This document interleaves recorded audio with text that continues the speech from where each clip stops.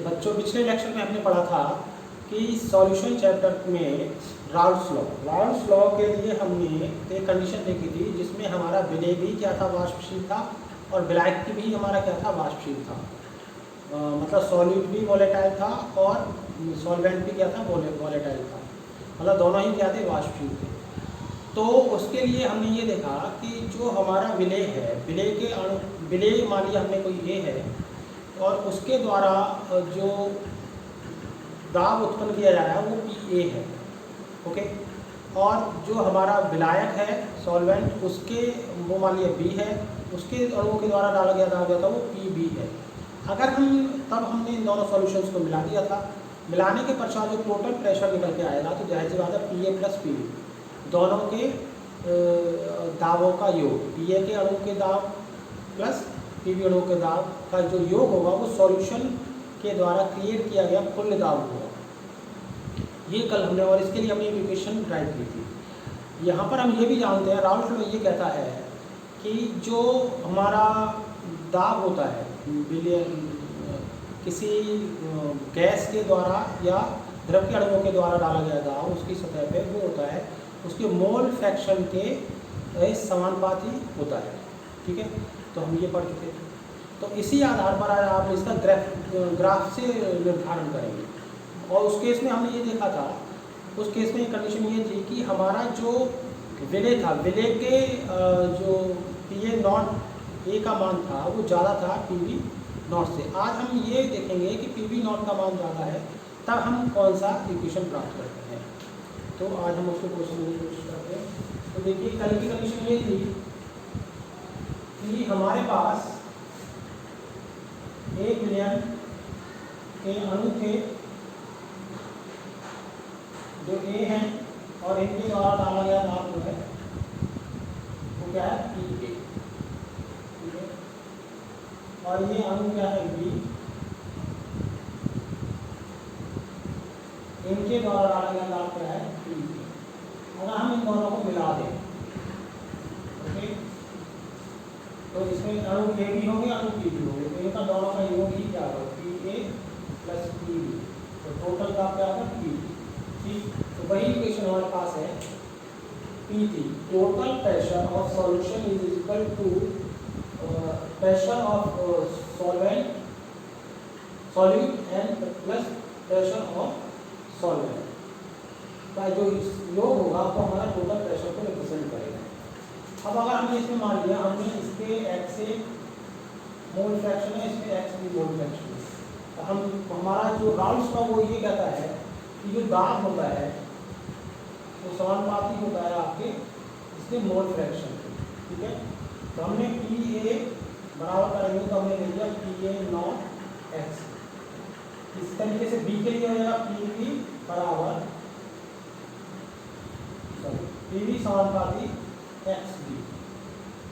तो P B बराबर का चलिए कांस्टेंट है P B naught X B. तो यहाँ तो दो इक्वेशन मिली थी कल, उस आधार पर हमारा ये पहली इक्वेशन ये है, दूसरी ये, ठीक है। अब उसमें भी एक कंडीशन हमने ये मान रिप्रेजेंट किया कि इसके अणु यहाँ पे मैंने अणु कम दिखाए थे पिछले लेक्चर में, यहाँ ज़्यादा दिखाए थे। That means P B A naught के द्वारा जो डाला गया जो दाब है वो क्या है, ज़्यादा है, इसके द्वारा क्या कम है। तो ये कंडीशन कल थी, ठीक है।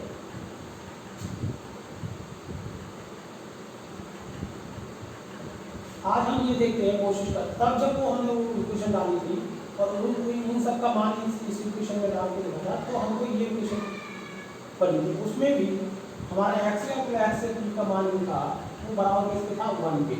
तो हमने एक्स बी के बराबर निकाला था, तब हमको ये इक्वेशन मिली, ठीक है।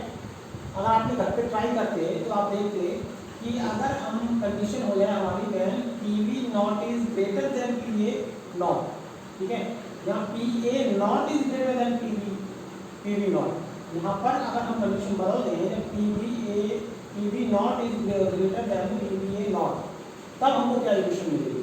तब अगर आप घर पे जैसे उस लेक्चर में ड्राइव किया है वैसे ही आप ड्राइव करेंगे तो आपको ये इक्वेशन मिलेगी। डिफरेंस कितना आएगा, पी टी या पी टी ए इक्वल है, जहाँ पी बी है नॉट है वहाँ पी बी ए नॉट आएगा, जब पी बी ए नॉट है वहाँ पी बी नॉट आएगा, जब पी बी नॉट है पी बी ए नॉट आएगा, जहाँ एक्स ए है वहाँ एक्स बी। यही इक्वेशन मिली। और इसमें हमारा एक्स बी बराबर 1 माइनस एक्स ए रखा था, तो हम यहाँ पर वैल्यू रखेंगे एक्स ए बराबर 1 माइनस एक्स बी, तो हमको ये इक्वेशन प्राप्त है। ठीक है, इसको आप एक बार अपने आप करके देखें। जिस तरीके से हमने ये इक्वेशन प्राप्त की थी उसी तरीके से ये मान लगा करके आप इसको ड्राइव करेंगे तो आपको ये इक्वेशन मिल जाएगी। ठीक है, अब इसका हम ग्राफ से रिप्रेजेंटेशन देखेंगे के लिए।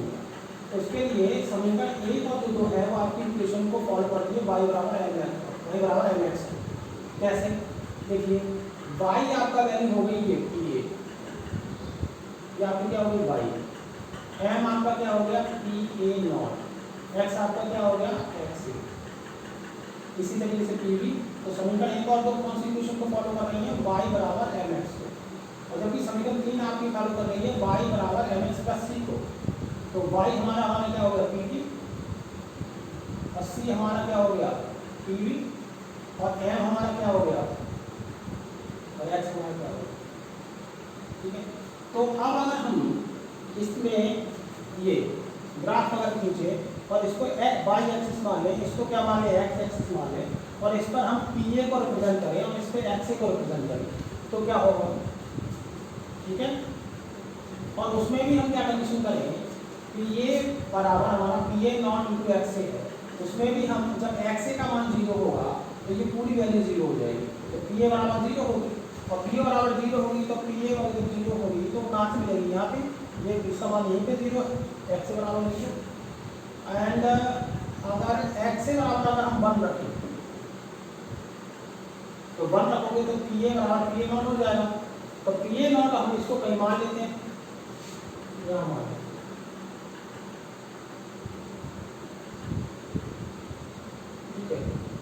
ये x से बराबर 1 है तो यहाँ से जब आप मानेंगे तो PA।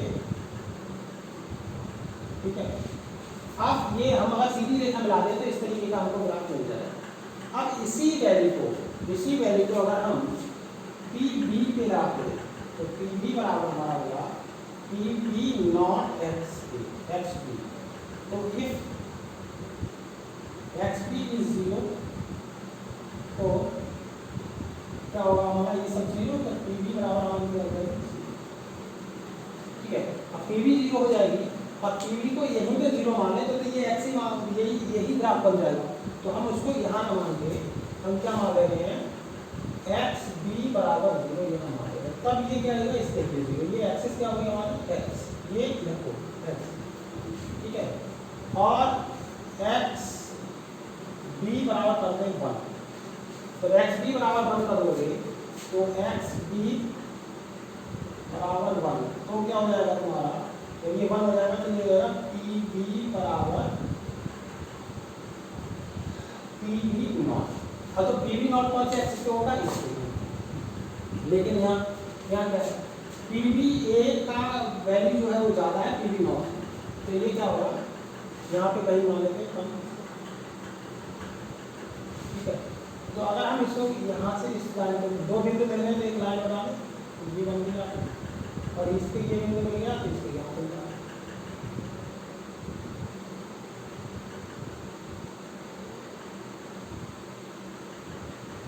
इस तरीके से हमको ये ग्राफ मिल गया। अब हम इस इक्वेशन के लिए PD में लगा के देखते हैं। ठीक है, तो PD के देखिए अगर आप इस पे x से बराबर क्या कर देंगे 0। ठीक है, x से बराबर 0 कर देंगे तो ये सारी वैल्यू ये गुणा में है, तो ये गुणा में है तो ये वैल्यू 0 है। तो PT बराबर हमारा क्या आ जाएगा? PT बराबर आ जाएगा PB0। ठीक है, PT बराबर PB0 आ जाएगा। तो PB0 आपका कहाँ है? यहाँ पे ये बिंदु मिल गया आपको एक। और अगर हम इसको 1 कर दें, x से बराबर क्या कर दें 1। ठीक है, तो अगर x से बराबर 1 कर दोगे तो ये माइनस का PB0 प्लस का ऐसे कर जाएगा। तो PT बराबर तुम्हारा क्या आ जाएगा PA0। ठीक है, तो PA0 तुम्हारा कहाँ है? ये तो देख लो इन दोनों समीकरण के लिए वो ग्राफ बन गया, इस इक्वेशन के लिए ये ग्राफ बनने जा रहा है। तो ये कैसे बनेगा आपका? इन दोनों को मिला दीजिए तो ये हमारा PT टोटल प्रेशर बराबर आ गया PA प्लस ये राल्स के लॉ का क्या है, ग्राफिकल रिप्रेजेंटेशन। ठीक है, तो इस तरीके से हमने PT equal to PA plus PB और समीकरण 1, 2 और 3 के लिए ग्राफ से रिप्रेजेंटेशन इसका कर दिया। तो इस तरीके से हमको ये हमारा राल्स के लॉ का ग्राफ के द्वारा क्या है, निरूपण है। तो एक बार मैं फिर से बता दे रहा हूँ कि हमने क्या किया कि PT जो है टोटल प्रेशर है, इसके द्वारा टोटल प्रेशर है इसका मिलियन का। हमारे पास एक विलायक था, उस विलायक के अणु, उस विलायक को हमने ए मान लिया, उसके अणु के द्वारा डाला गया था वो PA मान लिया। हमारे पास एक विलेय था जिसको हमने ए माना और उसका दाब हमने मान लिया PA। विलायक था उसको B मान लिया, उसके अणु के द्वारा डाला गया था PB। लेकिन जब हमने दोनों को मिक्स कर दिया तो सॉल्यूशन में जो टोटल प्रेशर निकल के आएगा वो गैस का से PA प्लस PB निकल के आएगा। अब राल्फ साहब का लॉ कहता है कि किसी भी द्रव के वाष्प के द्वारा उसकी सतह पर डाला गया जो दाब होता है वो उसकी मोल फ्रैक्शन के क्या होता है, समानुपाती होता है। तो उस नियम से हमने इसको PA बराबर हमारा जाएगा PA not into x, PB बराबर हो गया PB नॉट इंटू XB। अब यहाँ पे दो कंडीशन है, एक कंडीशन ये हो सकती है PBA not will be greater than PB not, दूसरी कंडीशन ये हो सकती है कि PB not will be greater than PBA not.